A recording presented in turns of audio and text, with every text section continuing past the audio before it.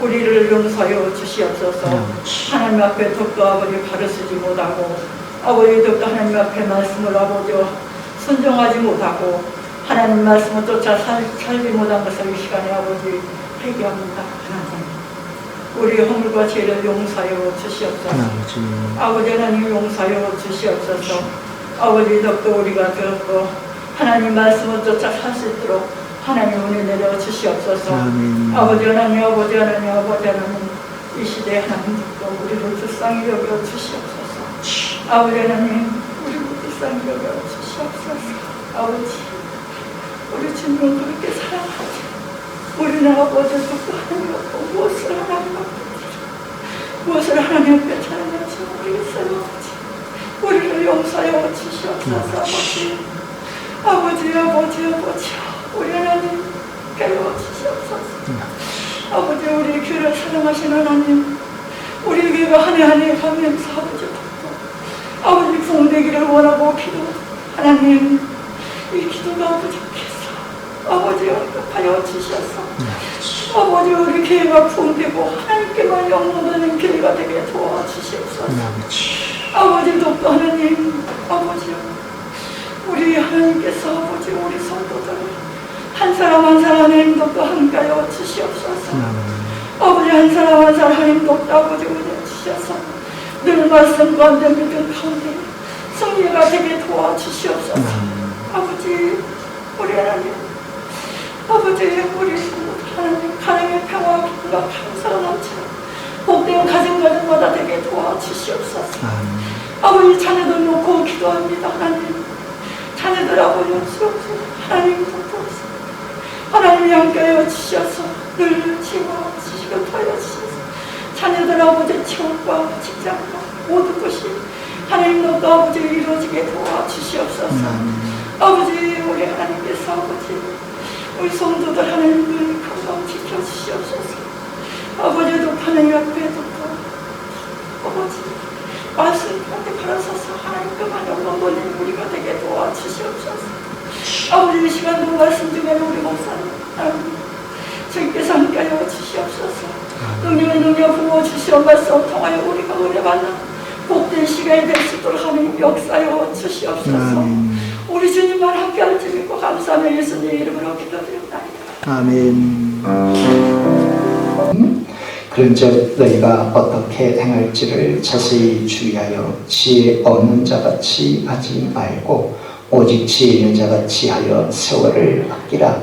때가 악하니라. 그러므로 어리석은 자가 되지 말고 오직 주의 뜻이 무엇인가 이해하라. 술 취하지 말라. 이는 방탕한 것이니 오직 성령으로 충만함을 받으라. 아멘. 주의를 그리고 그녀를 뵙겠네. 평화로운 안식처에서 영원으로 쉬겠네. 주님 주신 참된 평화라 내 맘속에 넘치네. 주의 말씀에 거센 분량으로 잠잠하게 되노라. 지금도 북한이나 중국에는 지하교회가 있습니다. 지하교회란 지상의 교회와 반대되는 말이겠죠. 북한에는 지상교회조차 멸하고 있는데 중국에는 지상의 교회가 있습니다. 이른바 중국공산당의 통제와 제재를 받는 교회 모임을 말하는 것이죠. 그에 반해 지하교회란 중국이든 북한의 노동당이든 중국의 공산당이든 통제와 제재를 받지 않고 은밀하게 모임을 갖고 하나님을 경배하고 찬양하는 모임을 지하교회라고 하죠. 중국에는 지상교회가 있지만 당국의 통제와 체제를 받는 교회라 실은 성령님의 역사심이 없는 교회입니다. 인간이 주인이 되고 인간의 정치 권력이 주인이 되는 교회는 성령님이 역사할 수가 없기 때문이죠. 그 때문에 중국이든 북한이든 지하교회 성도들은 당국의 체제와는 무관하게 성령님을 사모하며 성령님께 순종하는 그 모임을 갖고자 지하교회 모임을 갖습니다. 중국에 혹은 북한의 당국자들에게 적발이 되면은 종교는 인민의 아편이라고 생각하여 처벌을 받는 모습들이 비일비재하지만 그래도 순수한 마음으로 하나님을 모시려는 그 모임들이 지금도 진행되고 있죠. 그래서 북한이든 중국이든 지하교회 성도들은 예배 시간 2~3시간 전부터 사모하는 마음으로 간절히 찬양하고 어떤 찬송가는 10번도 더 부르며 성령님의 임재를 사모하며 모시며 예배의 자리로 나오기도 하죠. 그래서 우리 자식들도 성령님을 사모하는 마음으로 예배 시간 전에 나와 준비하며 기도하며 간절히 간구하며 찬양하는 그 기도에 성령님이 기뻐 받으시면 두말할 나위가 없습니다. 그런데 성령님은 예배 가운데만 임재하는 분이 아니라 우리의 삶 가운데도 우리의 삶이 예배가 되게 하시고 예배가 삶이 되게 하시면서 우리를 삶 가운데 인도하시는 분이 성령 하나님 아닙니까? 100여 년 전에 스웨덴 스톡홀름에 있는 필라델피아 교회에서 2명의 선교사를 아프리카 콩고에 파송했습니다. 데이비드 플루드와 스베아 플루드 그리고 조엘 에릭슨과 비스퍼서 에릭슨 부부를 콩고에 선교사로 파송한 것이었죠. 그들 두 부부는 정글을 헤치고 강을 헤치고 그 지역 콩고에 내륙의 깊은 산속에 선교 본부를 설치했습니다. 하지만 사역 첫 해 한 명도 하나님의 영혼을 건져 올리지를 못했습니다. 콩고 원주민들이 섬기는 부족의 신 때문에 하나님을 거부한 것이었죠. 그런데도 불구하고 스베아는 매일 자기 집으로 계란 바구니를 가져다 주는 5살 난 꼬마아이에게 예수님의 사랑을 보여주고 예수님의 사랑을 심어줬습니다. 그로부터 스베아는 얼마 되지 않아 임신을 했는데 임신 기간 내내 말라리아에 걸려 병상에 누워 지냈습니다. 그리고는 아이나라는 예쁜 딸아이를 낳고 17일 만에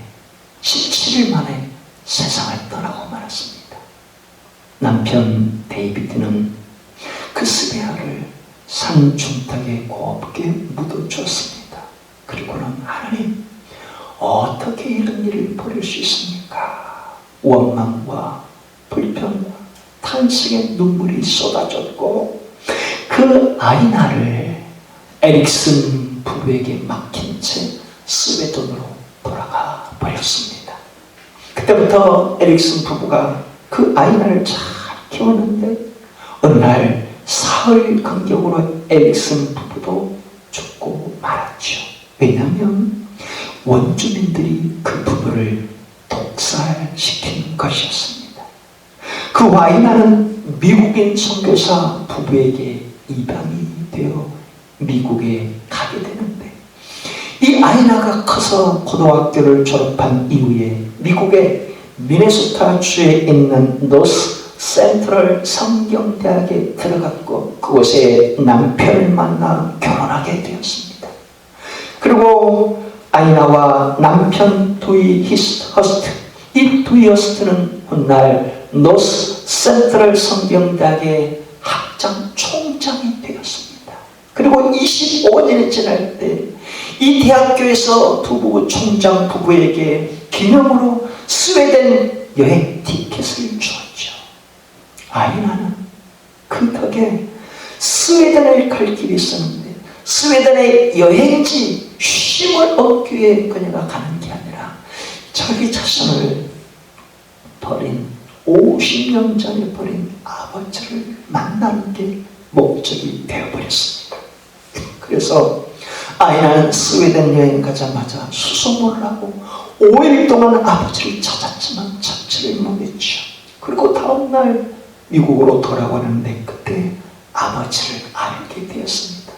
아버지가 있는 곳을 찾아가는데 건물이 기울어져 금방이라도 허물어질 것 같은 건물의 3층에 아버지가 누워 있었던 것입니다. 아버지, 제가 아이나예요 라고 말하는데 아버지가 눈물을 주르륵 흘리면서 얘야, 내가 너를 버리려고 했던 건 아니었다. 그러나 미안하다 하고 이야기를 하는데 그때 아이나의 가슴에 50년 동안 버림받은 그 상처의 모습들이 그날 다 풀리고 치유되었던 것이죠. 그리고 스톡홀름을 떠나서 미국으로 돌아오는데 그 며칠 뒤에 아버지가 세상을 떠나 천국으로 갔다는 소식을 듣게 되었습니다. 이런 이야기 자체 역시 성령님이 어떻게 역사하시는지 우리에게 보여주는 것 아닙니까? 더 놀라운 것은 성령님의 역사가 여기에서 끝나는 게 아니라는 사실입니다.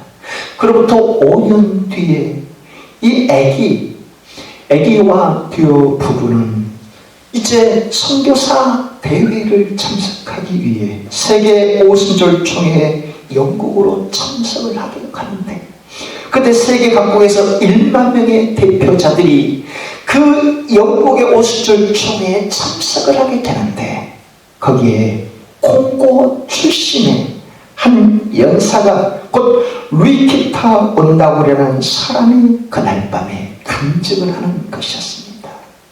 어떻게 자신이 사역을 하고 있는지, 어떻게 성령님의 놀라운 역사가 일어나는지 설교하고 간증이 일어났던 것이죠.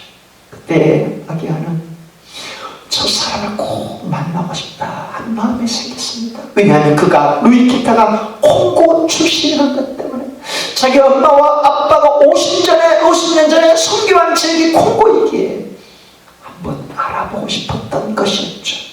그 루이키타의 설교와 간증이 끝나고 통역자를 내어서 함께 이야기를 하는 것입니다.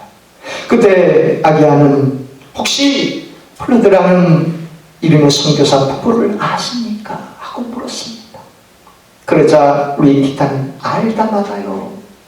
제가 매일 아침 스베야 플러드 선교사님의 집 뒷문에 달걀 바구니를 가져다 드렸어요. 선교사님 그때마다 제게 예수님에 대해 말씀해 주셨죠.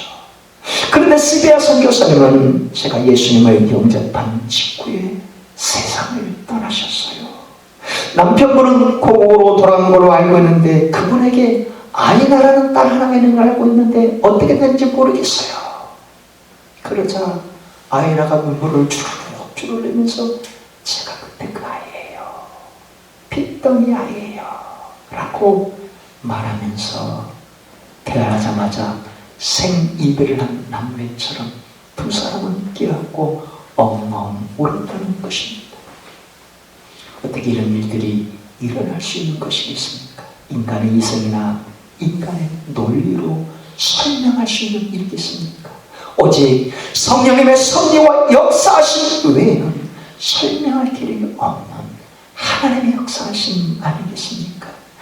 아기의 부모님이 피땀 흘리며 1년 동안 눈물의 복음의 씨앗을 뿌렸지만 한 영혼도 건져올리지 못했지만 주님은 침묵 가운데서도 50년이 지나는 동안 한 아이의 심령의 복음의 씨앗을 뿌렸고 지금 엄청나게 거두고 있다는 사실을 우리에게 일깨워주는 것 바로 그것이죠. 이와 같은 사실 앞에 주님께서 우리의 눈을 열어주시는 게 무엇이겠습니까? 지난 시간에 말씀드린 것처럼 하나님은 침묵 가운데서도 당신의 역사와 세계를 주도해 가신다는 것 아닙니까? 하나님의 역사하시는 것에서 성령님의 인도하심을 통해 지금도 살아 역사하신 분이라는 사실이죠. 오늘 본문 말씀을 통해 우리에게 일깨우신 주님의 메시지가 바로 이것입니다. 할렐루야, 축복합니다. 바울이 3차 전도 여행 때 소아시아 지역의 에베소에 들어가 복음을 전했죠. 그곳 에베소는 당시 인구 25만이 살고 있는 무역의 도시였습니다. 더욱이 그곳 에베소에는 24개의 유방이 달린 아르테미스 신전, 아데미 여신상이 서 있는 곳이었습니다. 이집트와 알렉산드리아와 시리아와 인도에서 온 무역상들은 그래서 아데미 여신 앞에 비나이다 비나이다. 아델이 여신이여, 내게 복을 주셔서 내가 무역을 통해 엄청난 부를 거둬들일 수 있도록 아델의 신이여 나를 도와주소서 하면서 그 아델의 신전 앞에 빌고 빌었던 것이죠.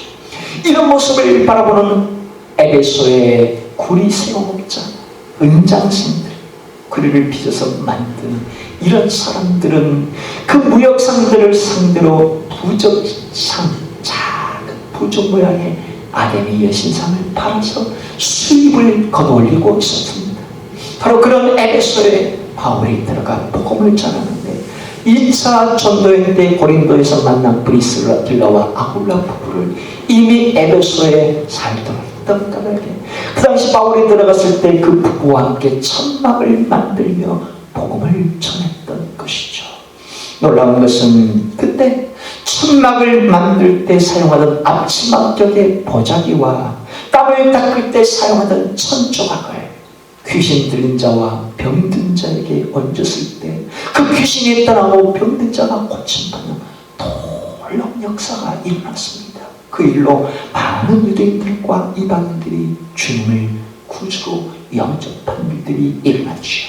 그뿐만이 아니라 바울이 에베소에 오기 전에 마술사들이 마술을 부리며 신기한 역사를 주도해 나갔습니다. 그런데 그곳에 마술사들도 바울을 통해 역사하시는 성령님의 역사, 하나님의 그 역사를 바라보고 이것은 우리 마술로 흉내낼 수 없는 일이구나 싶어서 그 마술사들이 자신들이 연구한 마술사 책을 다 불태워버리는 일이 일어났습니다.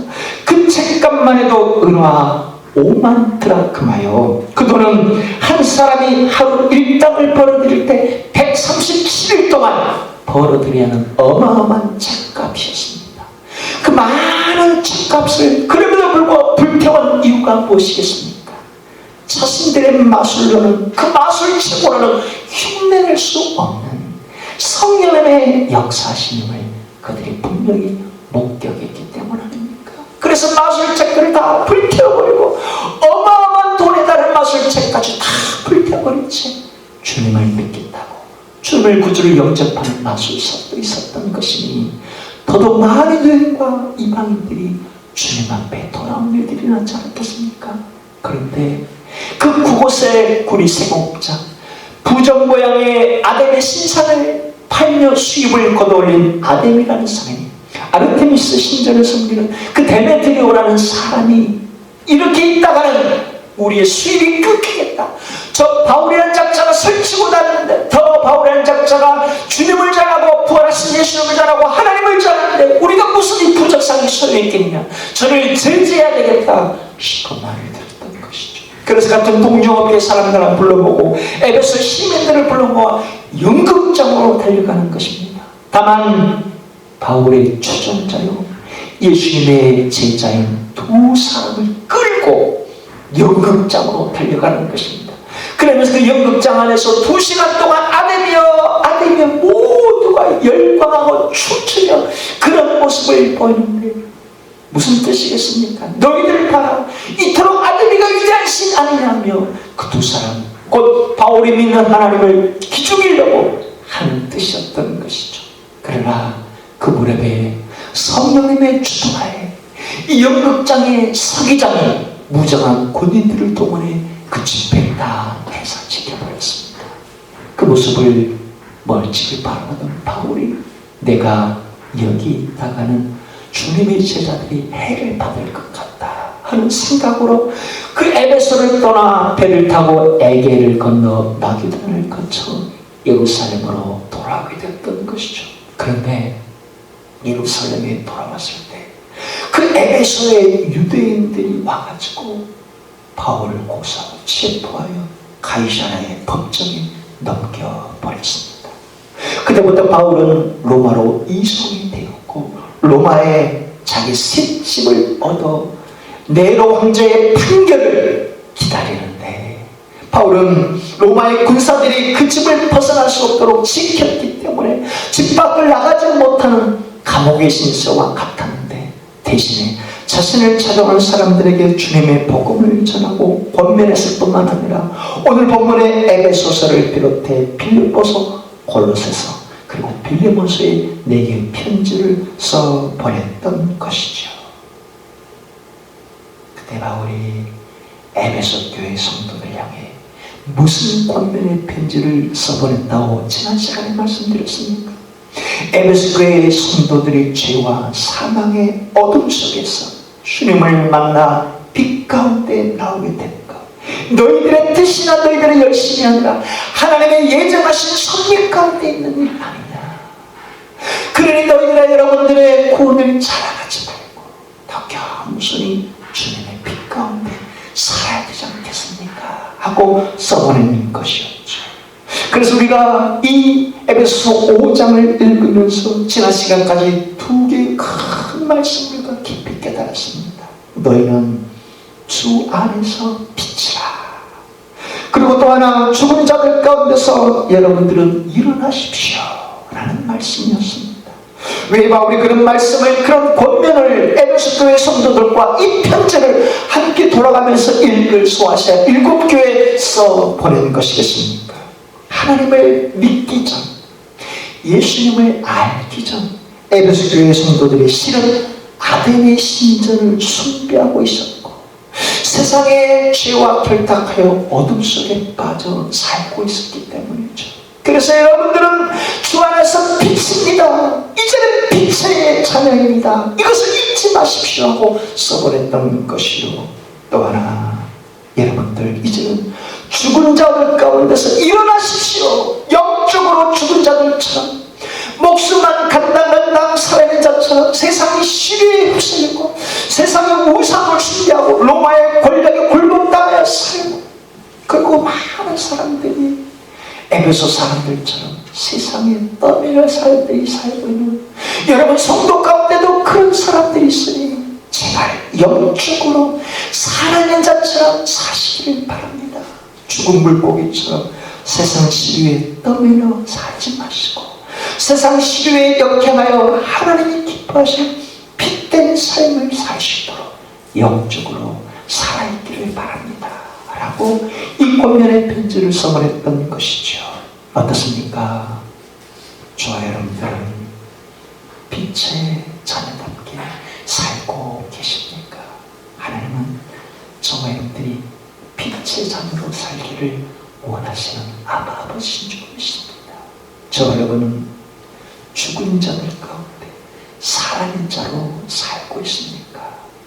하나님을 믿는 사람들조차 세상 신을 숭배하고 있고 무당이었다가 그리스도인 된 사람들을 보면 간증을 드리는 그 무당으로 있을 때 전 보러 오는 사람, 구슬하러 온 사람이 기독교인들이 대다수라고 하는데 저와 여러분들은 그런 무당이나 귀신을 숭배하는 자들이 아니라 하나님을 올곧게 숭배하고 있고 뿐만 아니라 세상의 권력에 통제에 휩쓸리고 있고 세상의 시류에 흔들려 휩쓸려 떠밀려가고 있는 죽은 물고기처럼 살지 않고 세상에 흔들림 없이 좌우로 치우침 없이 한결같이 주님만을 올곧게 섬기고 있는 살아있는 물고기처럼 산자로 살고 있는지 영적으로 신실하게 살아있는지 주님의 시간에 묻지 않겠습니까? 우리 주님은 저와 여러분들이 세상 시류에 떠밀려다니는 물고기가 아니라 살아있는 물고기로 산자처럼 살기를 원하시는 아버지인 줄 믿습니다. 할렐루야. 그래야 그것은 내 열심이나 내 능력으로만 된 일이 아니라 성령님의 인도하심 속에 있어야 가능하다는 사실이죠. 오늘 보면 18절 말씀을 다시 한번 같이 읽어보겠습니다. 아멘. 술 취하지 말라. 이는 방탕한 것이니 오직 성령으로 충만함을 받아라. 왜 바울이 이런 권면을 하는 것이겠습니까? 술 취해서 사는 자들은 성령님의 뜻을 분별할 수 없기 때문이요, 성령님의 이끄심에 순종할 수 없기 때문입니다. 술 취함이란 무슨 의미를 말하는 것이겠습니까? 주석가 핸드릭스는 당시 헬라인들이 디오니오소스 신전 앞에 그 신과 깊은 교제를 위해 술에 취해서 살았다 하는 이야기를 전해주고 있습니다. 당연히 에베소 시민들 역시 아담의 신전과 교제하기 위해서 깊은 교제를 위해 왕천방천 취해서 빠져드는 것은 당연한 일이